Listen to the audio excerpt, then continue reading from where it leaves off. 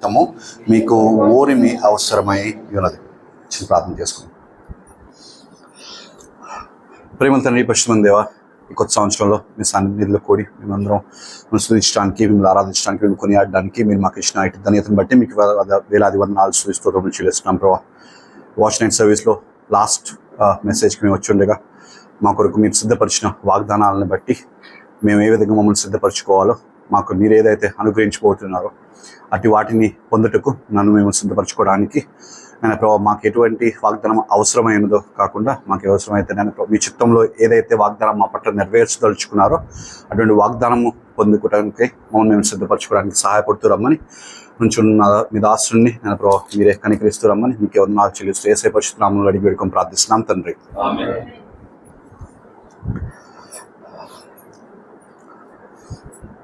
Almost ఎంత 3:30 అవుతుందండి? 2:30. Okay, ఎంతమందికి నిద్ర వస్తుంది బాగా? మా మమ్మీ అయితే నాకు నిద్ర వస్తుంది, ఎక్కడ నిద్రపోతానేమో అని చెప్పి నిన్న సాయంత్రం నుంచి అన్నం పెట్టడం మానేసింది. సంవత్సరానికి ఒకసారి ఉపవాసం ఉందని చెప్పి ఇందాక వాక్యం చెప్పిన తర్వాత కూడా వెళ్ళి అమ్మ ఆకలి వేస్తుందంటే ఏం పర్లేదు అని చెప్పి టీ ఇచ్చింది చేతిలో పెట్టాను. సరే, దేవుడి చిత్తం అయితే ఎంత కుదిరితే అంత నేను నిద్రపోనీయకుండా ట్రై చేస్తాను. కానీ మీరు మీ సైడ్ నుంచి కూడా కొంచెం ట్రై చేయండి నిద్రపోకుండా ఉండడానికి. ప్రపంచంలో అంట ఒక ఆమె ఉంది. ఆమె నేను ఇంకొంచెం అందంగా ఉంటే బాగుండు అనే మహిళల్లో ఆమె ఒక భాగం అన్నమాట. సో ఆమె ఎప్పుడు ఎవరితో మాట్లాడుకుంటున్నా కానీ, ఎప్పుడు ఎవరిని చూసినా కానీ ఆమెకి ఎప్పుడు మనసులో ఒకటే ఉంటుంది, ఏంటి అంటే నేను ఇంకొంచెం బాగుంటే బాగుండు, నేను ఇంకొంచెం అందంగా ఉంటే బాగుండు అని చెప్పి ఎప్పుడు మనసులో అనుకుంటా ఉండేదంట. అలాంటి ఒక ఆమె ఒక రోజు బయటికి వెళ్ళి ప్రయాణిస్తున్నప్పుడు ఒక యాక్సిడెంట్ జరిగింది. ఒక వాహనం వచ్చి గుద్దేసింది అనమాట. అలా ప్రాణం పోలేదు, చాలా బాగా దెబ్బలు తగిలిన ఆమెని హాస్పిటల్కి తీసుకెళ్తా ఉన్నారు. హాస్పిటల్కి వెళ్ళే దారిలో ఆమె దేవుడికి ప్రార్థించడం మొదలెట్టింది. దేవుడా, అప్పుడే నన్ను సుమారు 20 సంవత్సరాలు ఉంటుంది అనుకుందాం, నన్ను ఇంత తొందరగానే తీసుకుపోవడానికి సిద్ధమయ్యావా అని చెప్పి ప్రేయర్ చేస్తూ ఉంటుంది దేవుడికి. ఆమె ప్రార్థన విన్న దేవుడు ప్రత్యక్షమయ్యి అమ్మ ఏంటి అంటే, ఎందుకు దేవుడా నన్ను ఇంత చిన్న వయసులోనే ఇంత కష్టపెడుతున్నావు, ఇదే నా చివరి దినమా అని చెప్పి దేవుడిని అడుగుతుంది. దానికి దేవుడు తిరిగి జవాబు ఏమని చెప్తాడంటే, నేను నీకు వాగ్దానం ఇస్తున్నాను, నువ్వు ఇంకో 40 సంవత్సరాలు బతుకుతామని చెప్తాడు దేవుడు. చాలా హ్యాపీగా ఫీల్ అయింది. ఆ అమ్మాయిని హాస్పిటల్కి తీసుకెళ్తారు. ఇరిగిన కాళ్ళకి కుట్లేస్తారు, లేకపోతే తెగిపోయిన దెబ్బలకి మందు జల్లి హాస్పిటల్లో వారం రోజుల నుంచి ఆ అమ్మాయిని డిశ్చార్జ్ చేస్తారనమాట. డిశ్చార్జ్ చేసిన ఒక వారం రోజుల తర్వాత దెబ్బల నుంచి కోలుకొని చాలా ఆనందపడతా ఉంటుంది. ఏమనంటే, దేవుడు నాకు ప్రత్యక్షమై ఇంకో 40 సంవత్సరాలు ఏ ప్రాబ్లం లేకుండా బతికేస్తానని చెప్పి వాగ్దానం ఇచ్చాడు. అంటే ఈ 40 సంవత్సరాలు నేను ఏం చేసినా కానీ నాకేం అవ్వదు అని చెప్పి చాలా సంతోషపడతా ఉంటుంది. ఆ సంతోషపడుతున్న టైంలో ఈ అమ్మాయి ఫస్ట్ నుంచి మనసులో ఏమని ఉంటుందంటే, నేను ఇంకొంచెం అందంగా ఉంటే బాగుండు, నేను ఇంకొంచెం అందంగా ఉంటే బాగుండు అనే ఆలోచన ఉంటుంది. కాబట్టి ఈ అమ్మాయి ఏం చేస్తుందంటే, ఎడితిరిగి 40 సంవత్సరాలు బతుకుతానే ఉంటాను కదా, నాకున్న డబ్బులన్నీ ఉపయోగించి నేనేం చేస్తానంటే ఒక డాక్టర్ దగ్గరికి వెళ్ళి, ఒక ప్లాస్టిక్ సర్జన్ దగ్గరికి వెళ్ళి నేను చాలా అందంగా తయారయ్యేలా సర్జరీ చేయించుకుంటా అని ఆలోచన వస్తుంది అనమాట. ఆమె అలానే ఒక డాక్టర్ ప్లాస్టిక్ సర్జన్ని కలిసి ఆమె ఉన్న డబ్బులన్నీ డాక్టర్ గారికి ఇచ్చేసేసి సర్జరీ చేయించుకునిద్ది. ఎలా చేయించుకునిద్ది అంటే, ప్రపంచంలో ఆమెను మించిన అందగత్తె లేకుండా ఉండేటట్టు అంత మంచి సర్జరీ చేయించుకునిద్ది అనమాట. చేయించుకున్న 2 వారాల తర్వాత ఇంకా డబ్బు ఖర్చు పెట్టింది కదా, అందంగా తయారైంది కదా, సో ప్రపంచంలో ఉన్న వాళ్ళందరికీ చూపించాలని డిసైడ్ అయ్యి ఏం చేస్తుందంటే, బండి మీద హెల్మెట్ లేకుండా ప్రయాణిస్తూ ఉంటుంది అనమాట. సో అలానే ఒక రోజు తిరిగింది, 2వ రోజు తిరిగింది, 3వ రోజు అనుకోకుండా హెల్మెట్ పెట్టుకోకపోవడం వల్ల యాక్సిడెంట్ అయింది. ఈసారి యాక్సిడెంట్ అయినప్పుడు ఆమె హాస్పిటల్కి వెళ్ళలేదు, డైరెక్ట్గా చనిపోయింది అనమాట. సో చనిపోయిన తర్వాత దేవుడి దగ్గరికి వెళ్ళి ఆమె ఏమని క్వశ్చన్ చేస్తుందంటే, దేవుడా లాస్ట్ టైం నాకు యాక్సిడెంట్ అయినప్పుడు నువ్వు నాకు ప్రత్యక్షమై నేను 40 సంవత్సరాలు బతుకుతానని చెప్పి నువ్వు నాకు చెప్పావు, అలాంటిది ఈసారి ఎందుకు నేను చనిపోయాను, ఇంత తొందరగా ఎందుకు చనిపోయానని చెప్పి దేవుడిని క్వశ్చన్ చేస్తుంది. అప్పుడు దేవుడు అంటాడు, అమ్మా క్షమించు, ఏంటి అంటే నేను వాగ్దానం ఇచ్చిన అమ్మాయి ఎవరో గుర్తుపట్టలేక నా దూతలు నిన్ను పైకి తీసుకొచ్చేశారు అంటాడు అనమాట. సో అప్పుడు దేవుడు ఏమనిద్ది అంటే, దేవుడు నువ్వు ఇచ్చిన వాగ్దానం నెరవేర్చలేదు ఎందుకు అంటది అనమాట. సో ఈ ఫన్నీ జోక్ చెప్పడానికి కారణం ఏంటి అంటే, చివరిలో నేను చెప్పిన పాయింట్ చాలా ఇంపార్టెంట్గా ధ్యానిద్దాం ఇవాళ. ఏంటి అంటే, దేవుడు ఇచ్చిన వాగ్దానాలు నెరవేరుతాయా?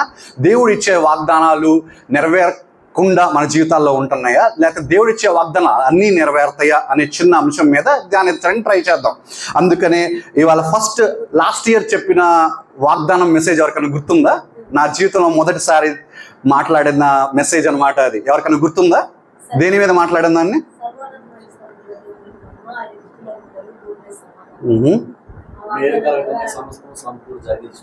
రోమిల్ రాసిన పత్రిక 8వ అధ్యాయం 28వ వచనం. సో బైబిల్ మొత్తంలో మనం చదివినట్లయితే, నేను లాస్ట్ ఇయర్ ఏం చెప్పానంటే, బైబిల్ మొత్తాన్ని చూస్తే చాలా వాగ్దానాలు ఉన్నాయి. సుమారు 8,000 వాగ్దానాలు ఉన్నాయి కొంతమంది చెప్తారు, సుమారు 30,000 మంది ఉన్నారు ఇంకొంతమంది అంటూ ఉంటారు.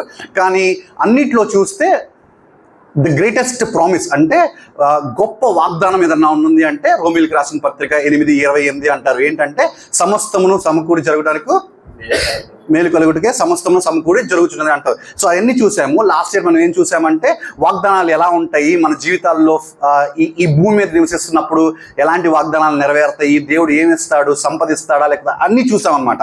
కానీ ఈ సంవత్సరం మనం చూడాలనుకున్న ఈ వాక్యం కోసం ప్రిపేర్ అవుతూ ప్రేయర్ చేసుకుంటున్న టైంలో దేవుడు ఇచ్చిన తలంపు ఏంటి అంటే, హెబ్రీయులు రాసిన పత్రిక 10వ అధ్యాయం 36వ వచనం. ఇంకొకసారి చదువుదాం.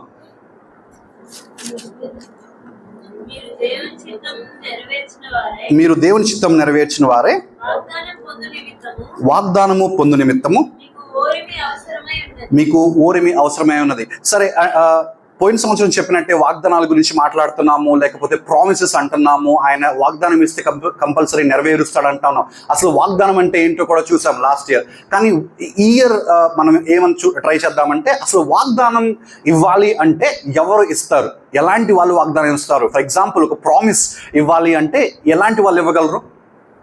ఆ ప్రామిస్ని నెరవేర్చగలిగే స్థితిలో ఉన్న వాళ్ళు మాత్రమే ప్రామిస్ ఇవ్వగలరు. అవునా కదా? ఫర్ ఎగ్జాంపుల్, లూకీకి వాళ్ళ తాతయ్య ప్రామిస్ ఇవ్వగలడు. ఏమనంటే, అరే లూకీ, నువ్వు స్కూల్కి వెళ్ళి రోజు చదువుకొని మంచిగా ఫస్ట్ క్లాస్ వస్తే నీకు సైకిల్ కొని పెడతాను రా అని ఒక ప్రామిస్ ఇవ్వగలడు. ఎందుకు అంటే, లూకీ వాళ్ళ తాతయ్య ఆ సైకిల్ కొనగలిగే స్థితిలో ఉన్నాడు కాబట్టి, ఆ పొజిషన్లో ఉన్నాడు కాబట్టి ప్రామిస్ ఇవ్వగలడు. అదే లూకీ కానీ వాళ్ళ నాన్నకు కానీ వాళ్ళ అమ్మకి కానీ ప్రామిస్ ఇవ్వగలడా? ఎందుకు? లూకీ ఆ ప్రామిస్ నెరవేర్చే స్థితిలో లేడనమాట. సో ఏదైనా వాగ్దానం ఇవ్వగలగాలి అంటే, ఏదైనా వాగ్దానం చేయాలి అంటే, ఆ వాగ్దానం ఎలాంటి వాళ్ళు చేయగలరు అంటే, దాన్ని నెరవేర్చే స్థితిలో ఉన్న వాళ్ళు మాత్రమే చేయగలరు. సో ఇవాళ మనం ఆలోచిస్తున్నప్పుడు ఈ వాగ్దానాలు నెరవేర్చే స్థితిలో దేవుడు ఉన్నాడా లేకపోతే ఏంటి అనేది ఇంకొంచెం ధ్యానం చేద్దాం. అందుకన్నా ముందు, వాగ్దానాలు 2 రకాలు. ఈ ప్రపంచంలో బైబిల్లో అన్నావు, లేకపోతే ప్రపంచంలో అన్న మానవ జీవితంలో అన్నావు, వాగ్దానాలు 2 రకాలు ఉంటాయి అన్నమాట. ఏమన్నా ఐడియా ఉందా? ఏ 2 రకాలు? పర సంబంధమైన, భూ సంబంధమైన. సింపుల్గా మనుషులకు అర్థమయ్యే భాషలో చెప్పుకోవాలంటే వాగ్దానాలు 2 రకాలు ఉంటాయండి.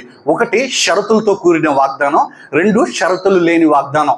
సో ఫస్ట్ది మనం ఆలోచించడానికి షరతులతో కూడిన వాగ్దానం అంటే, ఇప్పుడు చెప్పాను కదా, లూకీ వాళ్ళ తాతయ్య నువ్వు క్లాస్ ఫస్ట్ వస్తే నేను నీకు సైకిల్ కొని పెడతా అంటారు. అది షరతులతో కూడిన వాగ్దానం. షరతులు లేని వాగ్దానం ఏంటంటే మనం తర్వాత చూద్దాం. కానీ బైబిల్లో షరతులతో కూడిన వాగ్దానాన్ని చదవాలనుకుంటే రోమిల్ రాసిన పత్రిక 10వ అధ్యాయము 9వ వచనం. ఎవరన్నా ఒకరు గట్టిగా. రోమిల్ రాసిన పత్రిక అదేమనగా యేసు ప్రభువని నీ నోటితో ఒప్పుకొని దేవుడు మృతుల్లో నుండి ఆయనను లేపినని నీ హృదయమందు విశ్వసించిన యెడల నీవు రక్షింపబడదు. అంటే షరతులతో కూడిన వాగ్దానం ఏంటంటే, ఇక్కడ దేవుడు రక్షకుడు అని మనం ఒప్పుకుంటే మనం ఏమవుతాం? రక్షింపబడతాం. సో ఆ వాగ్దానం మన జీవితంలో నెరవేరాలంటే మనం ఒక షరతు ఫుల్ఫిల్ చేయాలి, అంటే పాటించాలి. ఆ షరతు మనం చేస్తే రెండోది దేవుడు చేస్తాడనమాట. సో అది షరతులతో కూడిన వాగ్దానం. మరి షరతులు లేని వాగ్దానం ఏంటి అంటే, నేను ఈ టాపిక్ మీద అర్థం చేసుకోవడానికి చాలా పేజెస్ చదివాను, బైబిల్ చదివాము, యూట్యూబ్ వీడియోస్ చూసాము. నేను హదస్స చాలా వాదించుకున్నాం కూడా ఈ టాపిక్ గురించి ఆలోచించడానికి, అర్థం చేసుకోవడానికి. నిన్న రాత్రి 11:30కి మా మామకు ఫోన్ చేశాను అనమాట, ప్రేమ్ అంకుల్కి ఫోన్ చేసి ఆయన ఉద్దేశం ఏంటో కొంచెం కనుక్కుందాం అనుకున్నప్పుడు ఆయన మాట నుంచి వచ్చిన ఒక ఇంట్రెస్టింగ్ థియరీ ఏంటి అంటే, షరతులతో కూడని, అంటే షరతులు లేని వాగ్దానం అనేది దేవుడు ఆల్రెడీ నెరవేర్చేశాడంట బైబిల్లో. ఏంటి అంటే, ఎగ్జాంపుల్ ఏమైనా ఐడియా ఉందా? షరతులు లేని వాగ్దానం షరతులు లేకుండా దేవుడు వాగ్దానం ఇచ్చేసాడు బైబిల్లో. ఏమన్నా? పాపులు రక్షించటమా?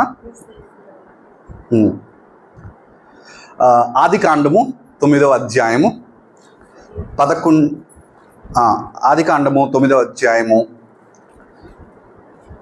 11, 12, 13 వచనాలు. నేను మీతో నా నిబంధన స్థిరపరచుదును, సమస్త శరీరులు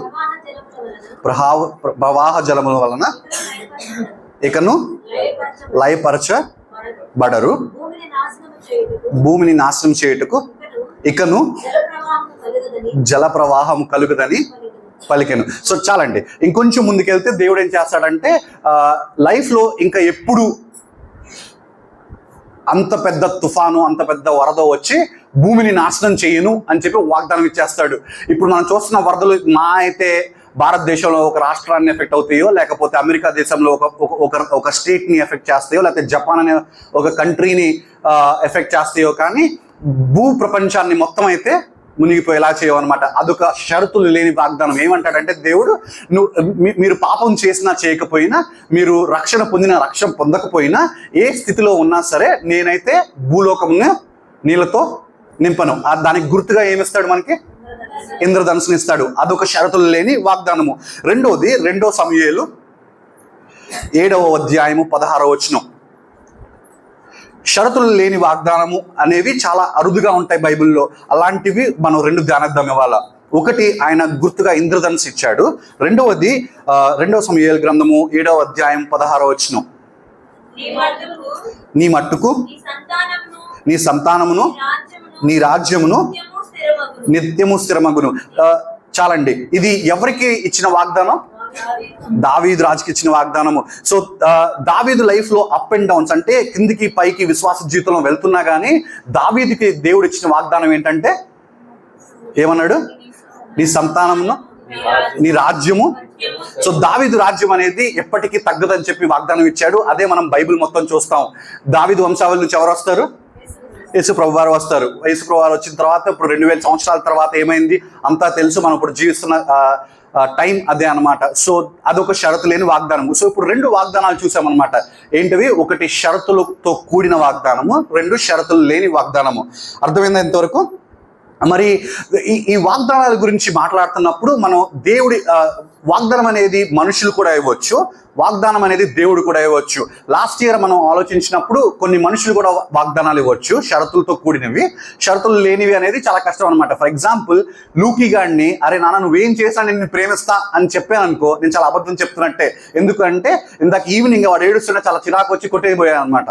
సో షరతులు లేకుండా ప్రేమించడం అనేది చాలా కష్టం. షరతులు లేకుండా ఏదైనా వాగ్దానం ఇవ్వడం అనేది చాలా కష్టం. సో అది దేవుడి వల్లే అవుతుంది అనమాట. సో దేవుడు ఇచ్చే వాగ్దానాలు మనం ఎందుకు నమ్మాలి? దేవుడు ఇచ్చే వాగ్దానాలని మనం ఎందుకు ఫాలో అవ్వాలి? ఆయన ఇచ్చే వాగ్దానాలు మన జీవితంలో ఎందుకు నెరవేరుతాయి అని తెలుసుకోవడానికి దేవుడి యొక్క కొన్ని గుణగణాలని మనం అర్థం చేసుకోవడానికి ట్రై చేద్దాం ఇవాళ. దానికి అన్ని గుణగణాల కన్నా ముందు ఒక 4 గుణాలని, దేవుడి గుణాలని అర్థం చేసుకోవడానికి ట్రై చేద్దాం. మొట్టమొదటి గుణం, తీతు రాసిన పత్రిక 1వ అధ్యాయము, తీతు రాసిన పత్రిక 1వ అధ్యాయము 2 నుంచి 4 వచనాలు. నిత్య జీవమును గూర్చిన నిరీక్షణతో కూడిన భక్తికి ఆధారమగు సత్య విషయమైన అనుభవ జ్ఞానము నిమిత్తమును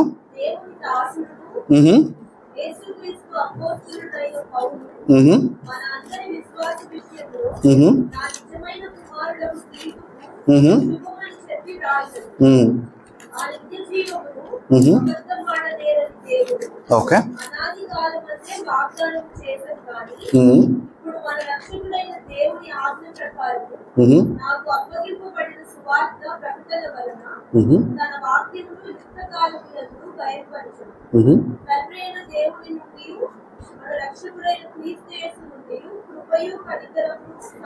చాలండి. సో ఈ ఈ ఈ వచనం మొత్తం, ఈ 2-3 వచనాలు మొత్తం గమనిస్తే బేసిక్గా స్టార్టింగ్లో ఏమంటాడంటే దేవుడు చాలా సత్యవంతుడైన వాడని ఉంటుందన్నమాట. సో దేవుడి ఫస్ట్ అట్రిబ్యూట్ అంటే గుణగణంలో మొట్టమొదటిది ఏంటంటే ఆయన సత్యవంతుడు అనమాట. ఆయన సత్యవంతుడు ఎందుకు అంటాడు అంటే ఆయన నోట్లో నుంచి వచ్చే ఏ విషయమైనా నెరవేరింది, ఆయన మాట్లాడిన ఏ పనైనా జరుగుతూ వచ్చింది. సో అందుకే ఆయన మొట్టమొదటి గుణం ఏమని చూస్తున్నాం మనం? సత్యవంతుడు అని చూస్తున్నాం. సో దేవుడు ఆయన ఇచ్చే వాగ్దానాలు నెరవేరుతాయి అని నమ్మటానికి మొట్టమొదటి దేవుడి లక్షణం ఏంటి? ఆయన సత్యవంతుడు. రెండవది చూద్దామండి. 1 కొరింథీయులకు రాసిన పత్రిక 1వ అధ్యాయము 9వ వచనం. మన ప్రభువైన యేసుక్రీస్తు అను తన కుమారుని సహవాసమునకు మిమ్మల్ని పిలిచిన దేవుడు నమ్మదగినవాడు. చాలండి. ఎలాంటి దేవుడు అంటున్నాడు?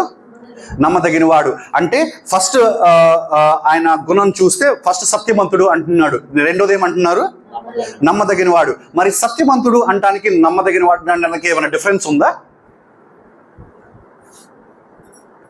బేసిక్గా ఈ రెండు ఏంటంటే వాక్ హ్యాండ్ ఇన్ హ్యాండ్ అంటారు. అంటే ఒకటితో ఒకటి సంబంధమైనది అనమాట.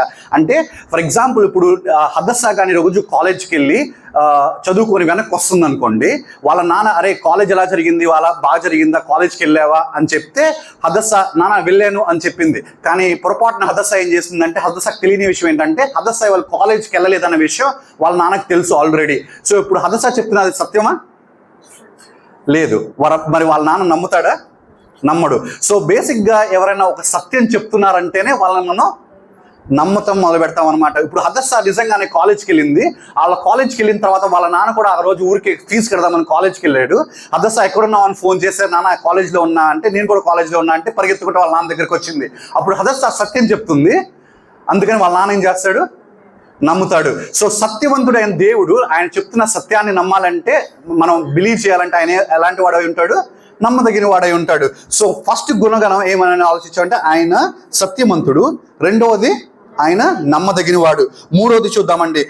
మూడోది చూసే ముందు ఆయన నమ్మదగిన వాడు అంటానికి ఇంకోసారి 1 కొరింథీయులకు రాసిన పత్రిక 10వ అధ్యాయం 13వ వచనం.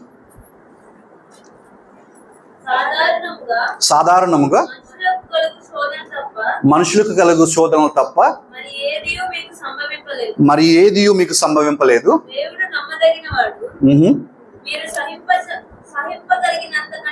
మీరు సహింపగలిగిన దానికంటే ఎక్కువగా ఆయన మిమ్మల్ని శోధింపనివాడు. చాలండి.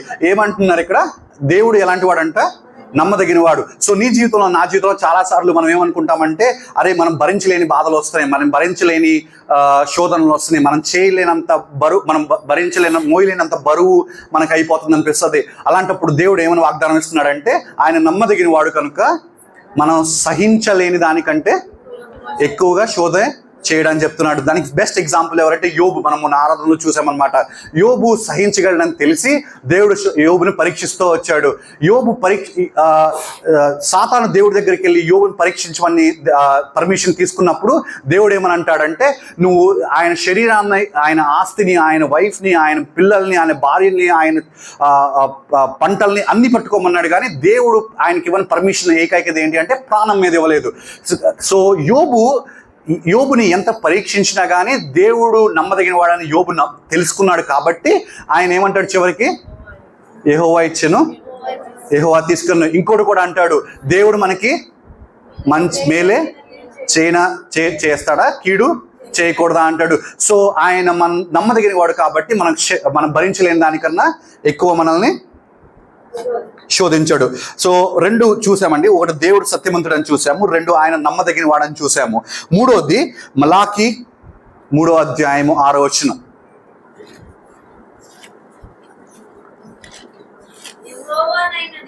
యెహోవానైన నేను మార్పు లేని వాడను గనుక మీరు లయం కాలేరు. చాలండి. సో ఇందాక నేను చెప్పిన ఎగ్జాంపుల్లో మనం ఫర్ ఎగ్జాంపుల్ హదస్స వాళ్ళ నాన్న సత్యం చెప్తా వెళ్తూ వచ్చింది. హదస్స ఒకసారి సత్యం చెప్పింది, రెండోసారి సత్యం చెప్పింది, మూడోసారి సత్యం చెప్పింది. సో వాళ్ళ నాన్న నమ్మటం మొదలెట్టాడు. నమ్మటం మొదలెట్టిన తర్వాత నెక్స్ట్ వచ్చేది ఏంటి? ఆయన మార్పు లేనివాడు. సో ఇప్పుడు హదస్స 10 సార్లు నిజం చెప్పిద్ది, ఏదో ఒక రోజు వాళ్ళ ఫ్రెండ్స్ కోసం ఒక చిన్న అబద్ధం చెప్పి తప్పించుకుంటూ వెళ్ళిపోతుంది. అప్పుడు హదస్స ఎలాంటిది? మార్పు లేనిదా లేకపోతే మార్పు చెందుతూ వస్తుందా? సో ఆమె చెప్పే దాంట్లో కొన్నిసార్లు సత్యం ఉంది, కొన్నిసార్లు సత్యం లేదు. కానీ యేసు ప్రభు వారు ఎలాంటి వాళ్ళు? మార్పు లేనివాడు. అంటే ఆయన ఎప్పుడైతే దేవుడు మనకి ఆయన ఇచ్చిన వాగ్దానాలు నెరవేరుతూ వచ్చినాయో, ఇప్పుడు ఇందాక చెప్పాను కదా స్టార్టింగ్లో, బైబిల్ మొత్తంలో సుమారు 8,000 వాగ్దానాలు ఉన్నాయని. ఆ 8,000 వాగ్దానాల్లో కొన్ని నెరవేరినాయా? అన్ని నెరవేరినాయా? అన్ని నెరవేరినాయి. బైబిల్ స్టార్టింగ్లో ఆది కాండంతో మొదలై ఎక్కడ ఎండ్ అవుతుందండి? ప్రకటన గ్రంథంతో ఎండ్ అవుతుంది. ప్రకటన గ్రంథం మొత్తంలో ఎక్కడైనా దేవుడి గురించి మాట్లాడుతున్నప్పుడు ఆయన మార్పు లేనివాడని మాట్లాడాడా? మార్పు చెందుతూ వచ్చాడా? మార్పు లేనివాడు చెప్పాడు. అంటే ఆయన స్టార్టింగ్లో మోషే ద్వారా రాపించిన ఆది కాండం నుంచి చివరికి ఎవరు రాశారు ప్రకటన గ్రంథం? యోహాను రాసిన ప్రకటన గ్రంథం వరకు ఆయన ఎలాంటి వాడై ఉన్నాడు? మార్పు లేని వాడై ఉన్నాడు. సో ఆ 3వ గుణం ఏంటి అంటే ఆయనది మార్పు లేనివాడు. 4వగా చూద్దాం. 1 యోహాను రాసిన పత్రిక 4వ అధ్యాయం 16వ వచనం. 1 యోహాను రాసిన పత్రిక 4వ అధ్యాయము 16వ వచనం. మన ఎడల దేవునికి ఉన్న ప్రేమను మనము ఎరిగిన వారై దానిని నమ్ముకొని ఉన్నాము. దేవుడు ప్రేమాస్వరూపి అయి ఉన్నాడు. చాలండి. 4వ గుణం ఏంటంటున్నాం? దేవుడు ప్రేమ గలవాడు. సో ఈరోజు మమ్మీ డాడీ మనల్ని ప్రేమించేదానికన్నా, లేకపోతే హస్బెండ్ ప్రేమించేదానికన్నా, భార్య ప్రేమించేదానికన్నా, లేకపోతే పాస్టర్ గారు పాస్టర్ ప్రేమించేదానికన్నా ఎవరి ప్రేమ గొప్పది? దేవుడి ప్రేమ గొప్పది. సో దేవుడు ఎలాంటి వాడు అంటున్నాం? ప్రేమ గలవంటున్నాడు. సో ఇప్పుడు మనం దేవుడు ఆయన ఇచ్చే వాగ్దానాలు నెరవేరుతాయి అని నమ్మడానికి ఆయన 4 గుణగుణాలు చూసాం కదా. ఆ 4 ఏంటండి? మొదటిది ఆయన సత్యవంతుడు, నమ్మదగిన వాడు, మార్పు లేనివాడు, ప్రేమాస్వరూపి అన్నాడు. అరే దేవుడికి 4 గుణాలు చెప్పేసేసి ఆయన వాగ్దానం ఇస్తే నెరవేరుతుంది అనేస్తే ఎలా? మరి ఆయన ఆ వాగ్దానాలు నెరవేర్చే శక్తి గలవాడా అని చాలా మందికి రావచ్చు. అంటే బైబిల్లో చెప్పినంత మాత్రాన నమ్మేయొచ్చా? దేవుడు ఆయన చెప్పే వాగ్దానాలు నెరవేరుస్తే అంటే ఆయన 4 గుణాలు ప్రేమిస్తే సరిపోతుందా? ఆయన నమ్మితే, ఆయన నమ్మదగిన వాడైతే సరిపోతుందా? ఆయన సత్యవంతుడైతే సరిపోతుందా అనే డౌట్ రావచ్చు కదా. సో ఇప్పుడు మనం ఒక 3 ఇంపార్టెంట్, చాలా ప్రాముఖ్యమైన ఆయన గుణగణాలని అబ్జర్వ్ చేద్దాం. ఈ 3 గుణగణాల వల్ల మనకి ఏమని తెలుస్తుందంటే దేవుడు ఆయన ఇచ్చే వాగ్దానాలు నమ్మదగినవే కాదు, కానీ ఆయన నెరవేర్చడానికి ఆయన ఆ శక్తి గలవాడని తనకి. దాన్ని మొట్టమొదటిగా మనం అర్థం చేసుకోవడానికి సార్వభౌమాధికారైన దేవుడికి 3 గుణాలు ఉంటాయి అన్నమాట. మొట్టమొదటి గుణం ఏమంటామంటే ఇంగ్లీష్లో ఆమ్నిషియంట్ అంటాం, అంటే సర్వజ్ఞాని అంటాం అనమాట. దేవుడు ఎవరండి? సర్వజ్ఞాని అంటాం. సో దాన్ని అర్థం చేసుకోవడానికి హిబ్రూలు రాసిన పత్రిక 4వ అధ్యాయము 12, 13 వచనాలు. ఎందుకనగా దేవుని వాక్యము సజీవమై బలము గలదై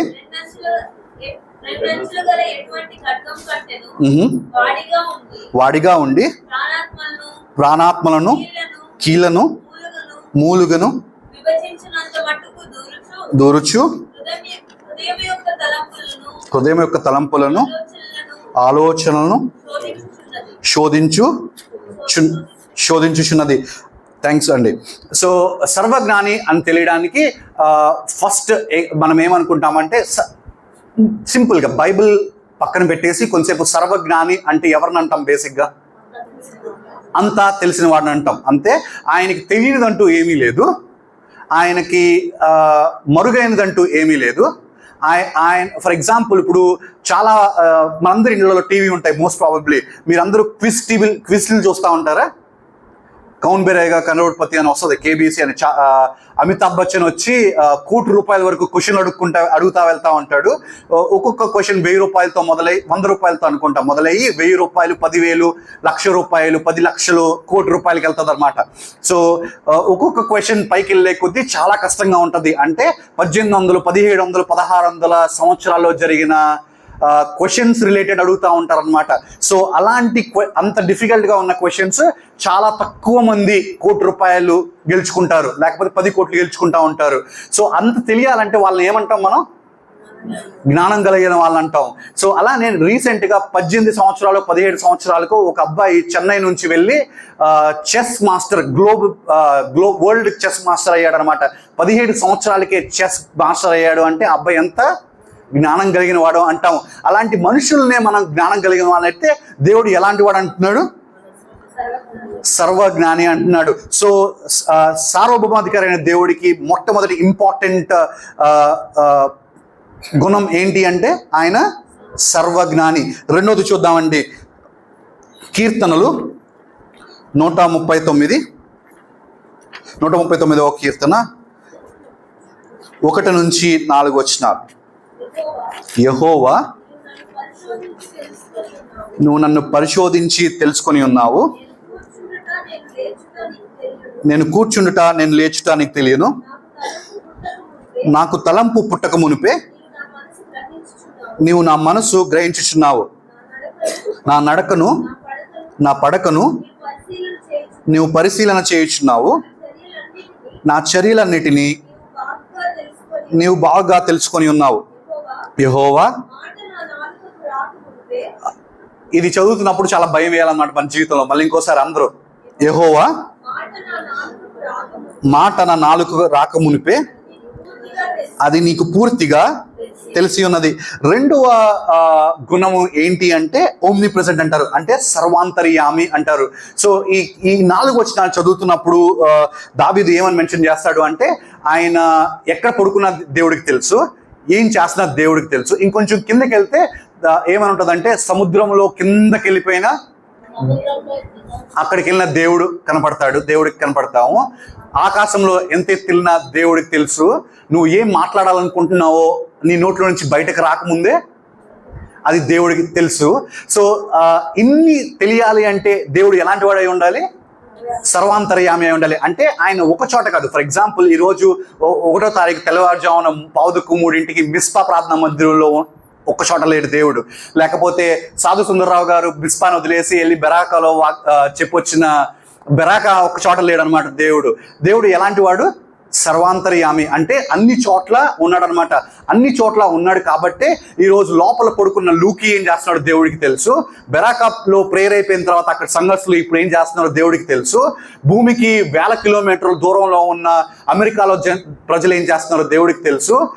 అంటార్టికాలో ఎక్కడ ప్రపంచంతో సంబంధం లేని ఖండంలో ఉన్న ప్రజలు ఏం చేస్తున్నారో దేవుడికి తెలుసు. సో ఎక్కడ ఉన్నా కానీ దేవుడికి తెలుసు. ఎందుకంటే దేవుడు ఎలాంటి వాడు? సర్వాంతర్యామి. సో దేవుడు సర్వజ్ఞాని, 2 సర్వాంతర్యామి. 3వ గుణం చూద్దామండి, కీర్తనలు 103 19వ వచనం.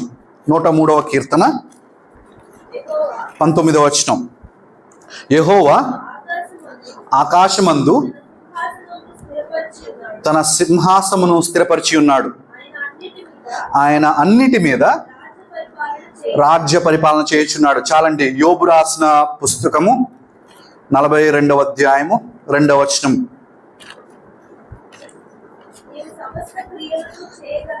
నీవు సమస్త క్రియలను చేయగలవనియు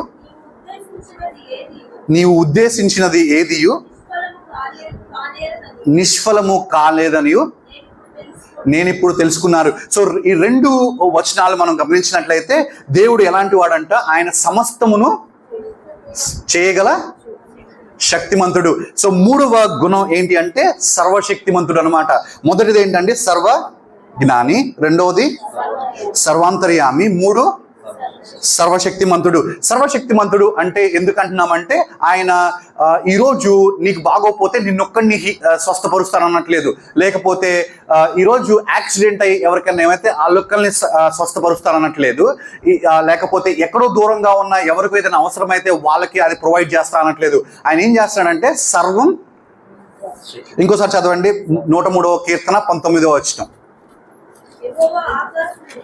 యెహోవా ఆకాశమునకు తన సింహాసనం సిద్ధపరిచి ఉన్నాడు, ఆయన అన్నిటి మీద రాజ్యపాలన చేయుచున్నాడు. అంటే ఈరోజు మిస్పా ప్రార్థనా మందిరం మీద ఒక్కటే కాదు, లేకపోతే ఇండియా అనే దేశం మీద ఒక్కటే కాదు, ఆస్ట్రేలియా అనే దేశం ఒక్కటి మీద కాదు, కానీ ఆయన దేని మీద రాజ్యపాలన చేయుచున్నాడు? అన్నిటి మీద. అంటే ఒక చిన్న పని చేయటమో, లేకపోతే సగ దేశాన్ని పాలించటమో, లేకపోతే ఇంకో దేశంలో కొంచెం బాగా పాలించటమో అలా కాదు. దేవుడు ఏంటంటే ఆయన సృష్టించిన సర్వాన్ని ఏం చేయగలడు? పాలించగలడు. అంత చేయాలి అంటే ఆయనకి ఏముండాలి? శక్తి కలిగి ఉండాలి. సో దేవుడు ఎలాంటి వాడండి? 3వ క్వాలిటీ సర్వశక్తి గలడు. సో మనం దేవుడి యొక్క 4 గుణాలని స్టార్టింగ్ లో చూసాం. దేవుడు ఎలాంటి వాడని చూసాం? ఆయన ఇచ్చే వాగ్దానాలను నమ్మాలంటే ఆయన ఎలాంటి దేవుడు అని చూసాం? ఆయన సత్యవంతుడు, ఆయన నమ్మదగిన వాడు, మార్పు లేనివాడు, ప్రేమ స్వరూపి అయి ఉన్నాడు. మరి ఆయన ఇచ్చిన వాగ్దానాలని నమ్మాలి అంటే ఆయన ఆ వాగ్దానాన్ని నెరవేర్చే స్థితిలో ఉండగలిగిన దేవుడు అయి ఉండాలి. అలాంటి రుజువు చేయడానికి మనం ఏ 3 గుణాలు చూసామో? ఆయన సర్వజ్ఞాని, సర్వాంతర్యామి, సర్వశక్తిమంతుడు. అరే మరి నేను ఇన్ని గుణాలు చెప్పిన తర్వాత మొట్టమొదటిగా విశ్వాస జీవితంలో, అంటే బయట అన్యులకు కాదండి నేను చెప్తున్నది, మన విశ్వాస జీవితంలో మనకు రావాల్సిన మొట్టమొదటి, లేకపోతే నీకు నాకు ఆల్రెడీ వచ్చిన క్వశ్చన్ ఏంటి అంటే, అరే మరి మన జీవితాల్లో ఆయన ఆల్రెడీ ఇచ్చిన వాగ్దానాలు కొన్ని నెరవేరుంటాయి, కొన్ని నెరవేరలేదు. ఎవరన్నా ఉన్నారంటే ఆయన ఇచ్చిన వాగ్దానాలు కొన్ని నెరవేరని వాళ్ళు ఎవరన్నా ఉన్నారా? నేనున్నాను. మీరు ఎవరైనా ఉన్నారా? ఇంకా ఆయన ఇచ్చిన వాగ్దానాలు కొన్ని నెరవేరలేదు, లేకపోతే సరే ఇలా కాదు, ఆయన ఇచ్చిన వాగ్దానాలన్నీ నా జీవితంలో నెరవేరని అనాలి ఎంతమంది? అరే దానికన్నా చేయెత్తాలి, లేకపోతే దీనికన్నా చేయెత్తాలి?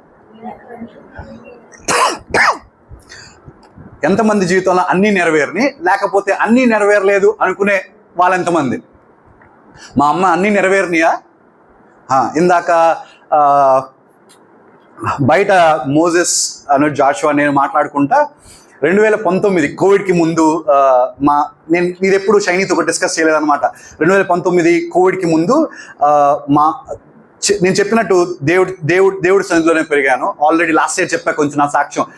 దేవుడి సన్నిధిలోనే పెరుగుతూ వచ్చాను. దేవుడు అంటే తెలుసు, ఎలాంటి వాడో తెలుసు, ఎందుకో తెలుసు. బ్యాప్టిజం తీసుకోలేదు, ఎవరన్నా వాక్యం చెప్పడానికి వస్తే రిటర్న్ వాళ్ళకే చెప్పేవాడిని, అన్నీ చేసేవాడిని. కానీ ఆయన చిత్తాన్ని ఫాలో అవ్వకుండా నా అంతటా నాకు కొన్ని ప్లాన్స్ ఉండేవి అనమాట. మా నాన్న చూసిన అమ్మాయి అయితే అమ్మాయికి ఇంగ్లీష్ మాట్లాడడం రాదు, లేకపోతే పాష్గా ఉండదు, లేకపోతే నాకు సరిపోయే అంత అమ్మాయి కాదు అని చెప్పి నా అంతటా నేను ఒక అమ్మాయిని ఎత్తుక్కొని, మంచిగా చదువుకున్న అమ్మాయి, మంచిగా జీతం సంపాదిస్తున్న అమ్మాయి, నా ఇష్టం వచ్చిన ఒక అమ్మాయిని పెళ్లి చేసుకుందామనే థాట్స్లో ఉంటే దేవుడు కొన్నిసార్లు ఏమంటాడంటే ప్రపంచం అంతా కోవిడ్ రావడానికి గల కారణం నేనేమో అనిపించింది అనమాట నాకు ఒకసారి అయితే.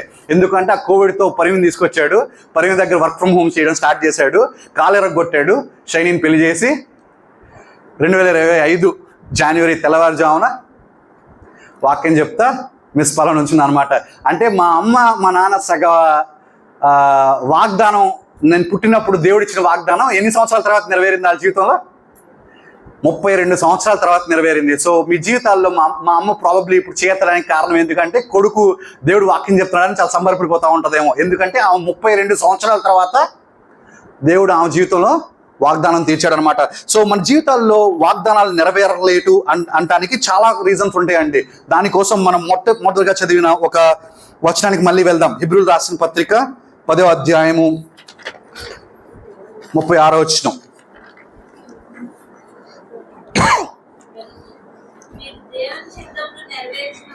మీరు దేవుని చిత్తము నెరవేర్చిన వారే వాగ్దానము పొందు నిమిత్తము మీకు ఏమి అవసరమై ఉన్నది? ఓరిమి అవసరమై ఉన్నది. దాన్ని ఇంకొంచెం అర్థం చేసుకునే ముందు ఒక్కసారి మనం సంఖ్యాకాండము 23వ అధ్యాయము 14వ వచనం చదువుదాం. అంటే చాలా మంది మన జీవితంలో దేవుడిచ్చిన వాగ్దానాలు ఈ సంవత్సరం నెరవేరకపోవచ్చు, కానీ కొన్ని సంవత్సరాలుగా నెరవేరలేక ఉండవచ్చు. దానికి దేవుడు ఏమంటున్నాడంటే సంఖ్యాకాండము 23వ అధ్యాయం 19వ వచనం. దేవుడు అబద్ధమాడుటకు పశ్చాత్తాపడుటకు ఆయన నరపుత్రుడు కాడు, ఆయన చెప్పి చేయకుండా ఆయన మాట ఇచ్చి స్థాపింపకుండా. చాలండి. దేవుడు ఎలాంటి వాడు కాదంట, ఆయన మాట ఇచ్చి నెరవేర్చుకుండా ఉండటానికి ఆయన మనిషి కాదంట. ఎందుకంటే ఈరోజు నేను చాలా హ్యాపీగా ఉన్నాను అనుకోండి, ఈరోజు నేను చాలా హ్యాపీగా ఉన్నాను అనుకోండి, నేను ఏం చేస్తానంటే మా డాడీ దగ్గరికి వెళ్ళి, డాడీ నేను చాలా ఆనందంగా ఉన్నాను, నాకు రాదనుకున్న ఉద్యోగం వచ్చింది, లేకపోతే నాకు రాదనుకున్న ప్రమోషన్ వచ్చింది, చాలా హ్యాపీగా ఉన్నాను, రేపు వచ్చే సంవత్సరం నాకు 1,00,000 రూపాయలు బోనస్ వస్తుంది, నేనేం చేస్తానంటే నీకేం కావాలో చేస్తా అంటాను. సంవత్సరం తర్వాత మా నాన్న గుర్తు చేస్తాడు, కానీ నా దగ్గర 1,00,000 రూపాయలు లేవు. ఎందుకంటే మా నాన్నకి ఇచ్చిన వాగ్దానం మర్చిపోయి నేను ఏ దేశమో వెళ్ళొచ్చుట. ఎందుకంటే నేను మనుషుణ్ణి కాబట్టి. కానీ దేవుడు మనిషి కాదు. అందువల్ల ఏమంటున్నాడు, ఆయన ఇచ్చిన మాట నెరవేర్చకుండా ఉంటాడా అంటున్నాడు. అందుకే హెబ్రీయులకు రాసిన పత్రిక 10వ అధ్యాయం 36వ వచనం మనం చదివినప్పుడు, ఆయన ఇచ్చిన వాగ్దానం మన జీవితాల్లో నెరవేరాలంటే మనం ఏం కలిగి ఉండాలి? ఓర్మి అవసరం అన్నమాట. సో ఓర్మి కానీ, లేకపోతే మన జీవితాల్లో ఓర్పు కానీ, లేకపోతే సహనం గురించి కానీ, ఇంగ్లీష్ బైబిల్లో క్లియర్గా ఏముంటుందంటే, ఆయన ఇచ్చిన వాగ్దానాలు నెరవేర్చాలి అంటే ఎండ్యూరెన్స్ కలిగి ఉండాలి. అంటే తెలుగులో క్లియర్గా చెప్పాలంటే సహనం కలిగి ఉండాలి. అరే, ఓర్మికి సహనానికి తేడా ఏంటి? ఓర్పుకి సహనానికి తేడా ఏంటి అనే దానికి ఎవరైనా దగ్గర చెప్పగలరా ఎగ్జాంపుల్? ఓర్పు అంటే ఏంటి? సహనం అంటే ఏంటి? పేషెన్స్ అంటే ఏంటి? చదువుకున్న వాళ్ళకి పేషెన్స్ అంటే ఏంటి? ఎండ్యూరెన్స్ అంటే ఏంటి? ఎక్కువసేపు ఉంచనండి, మా అయితే 10 నిమిషాలు. పేషెన్స్ అంటే, ఓర్పు అంటే, ఫర్ ఎగ్జాంపుల్ లూకి ఉన్నాడు అనుకోండి, లూకి ఏడుస్తానే ఉన్నాడు రోజంతా, వాళ్ళ అమ్మని ఇసికిస్తానే ఉన్నాడు, ఏడుస్తూనే ఉన్నాడు, ఏం ఆపట్లేదు, పాలిచ్చినా ఆపట్లేదు, ఏడుస్తూనే ఉన్నాడు, అన్నం పెట్టినా ఆపట్లేదు, ఏడుస్తున్నాడు, బొమ్మలు కొని పెట్టినా ఆడవట్లేదు. ఏదో ఒక టైంలో వాళ్ళ అమ్మకి ఏమైందంటే, వాళ్ళ అమ్మకి ఓర్పు నశించి ఒక దెబ్బేసిద్ది అనమాట. అంటే మనిషి చేస్తున్నా, లేకపోతే ఏదన్నా పని చేస్తున్నా, విసిగిస్తున్నప్పుడు మనం తట్టుకోగలిగేది ఏంటి అంటే ఓర్పు అంటాము. అదే ఎండ్యూరెన్స్, సహనం అంటే ఏంటి అంటే, పొలం వెళ్తాం మనం పనికి, మనకు నడువు నొప్పి పుడుతుంది, మనం మధ్యలో వదిలేసి వచ్చేస్తామా?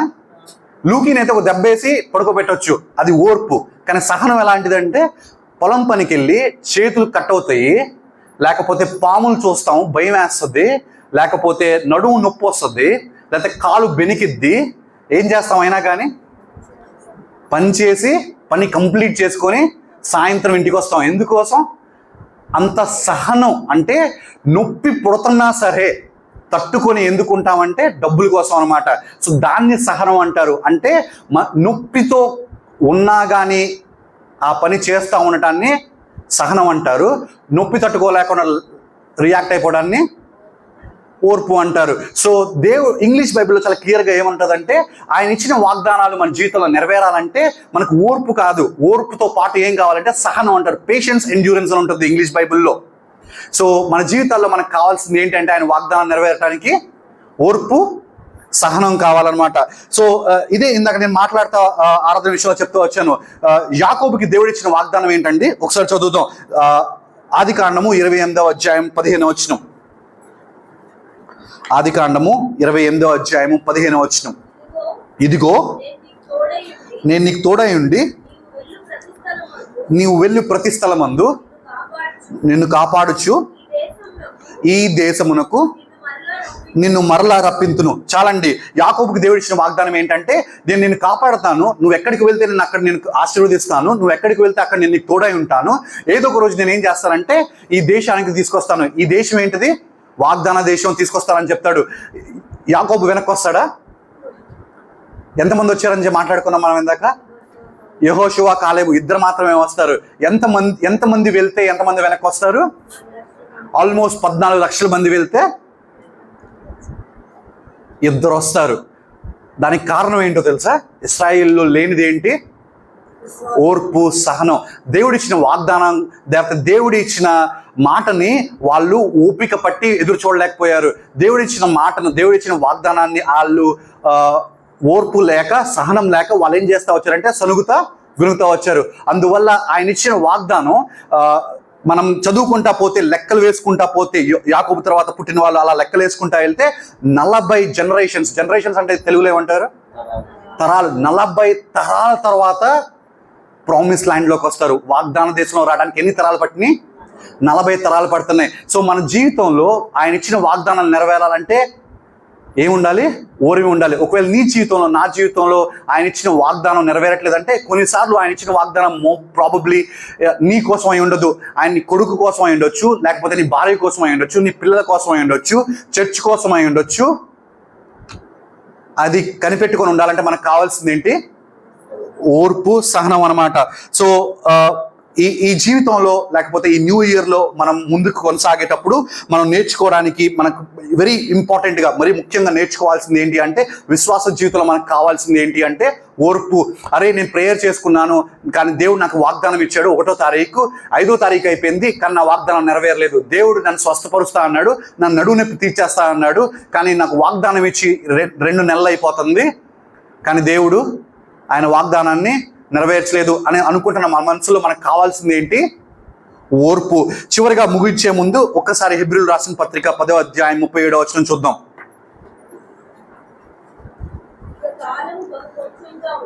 ఇక కాలం బహు కొంచెంగా ఉన్నది, వచ్చుచున్నవాడు ఆలస్యము చేయకుండా వచ్చును. చాలండి. అదేవిధంగా ఒకసారి ప్రకటన గ్రంథము 22వ అధ్యాయం 12వ వచనం.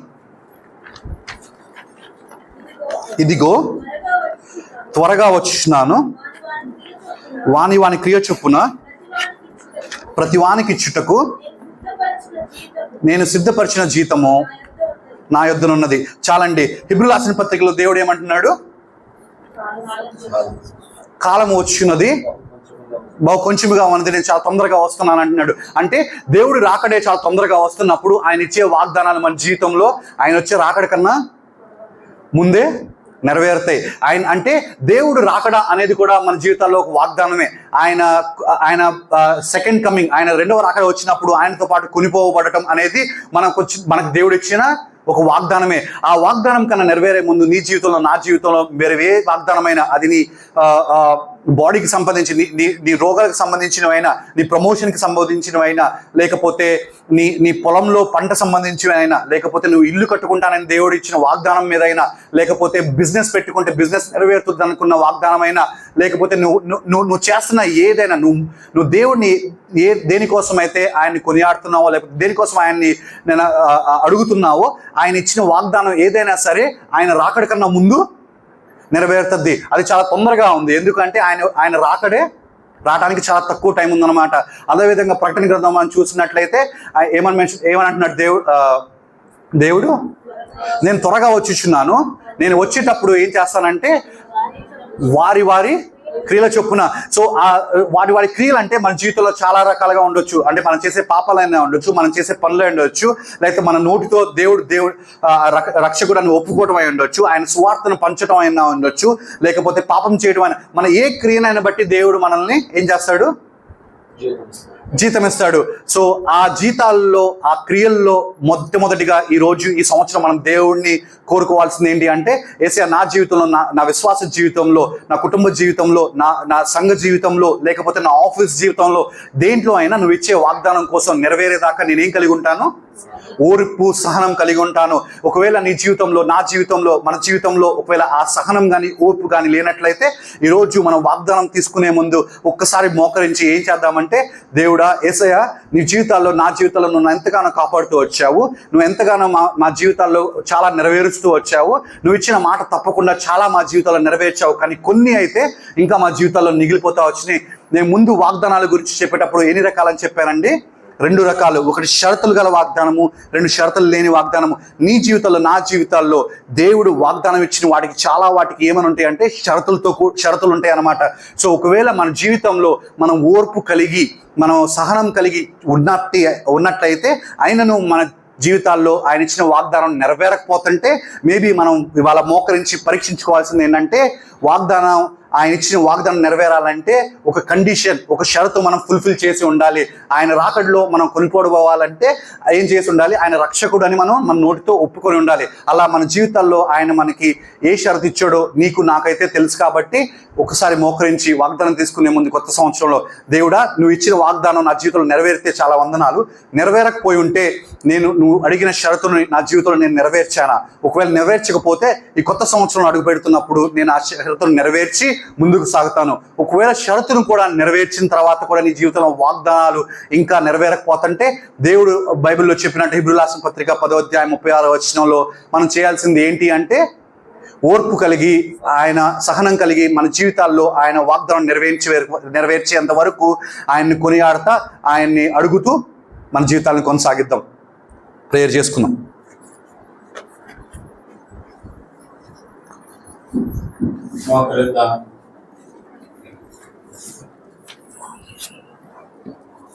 చేయబడినటువంటి వాగ్దానం